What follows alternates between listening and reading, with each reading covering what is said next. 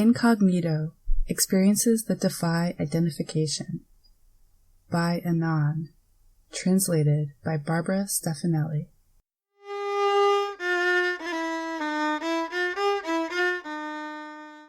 Introduction. This book is about living in hiding.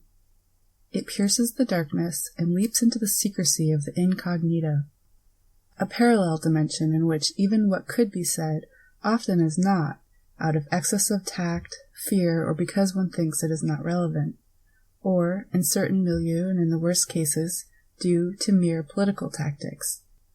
But even at a glance, the world of clandestine people is not a desert land.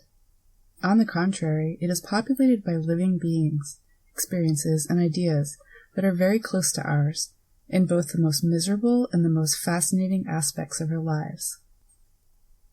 Close to our most ardent desires and passionate daydreams.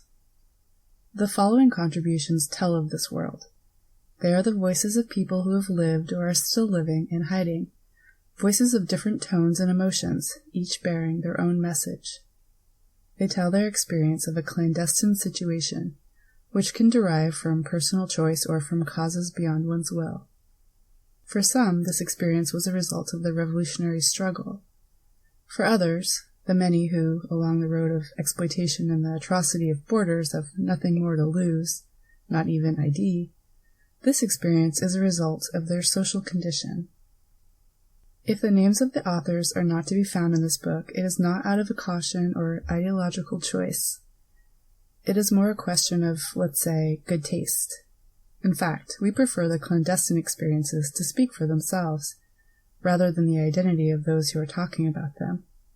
Nevertheless, as identity is not just a question of personal data, these written lines will inevitably reveal traces leading to the author of the text. When we decided to write this book, we thought that would be the most genuine and direct way to present the uniqueness of the experiences it would contain, rather than a theoretical or historical discussion on living and hiding as intended by revolutionary movements. On the contrary, we chose a form that expressed the most personal aspects of the clandestine dimension in complete freedom.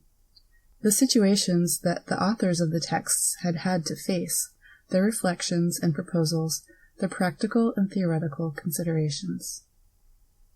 With a great effort that often tore at our hearts and penetrated our inner being, we managed to obtain a series of data and emotions that can offer the reader a guide, also concerning technical suggestions in the eventuality that he or she might one day face conditions like the ones described in the pages that follow.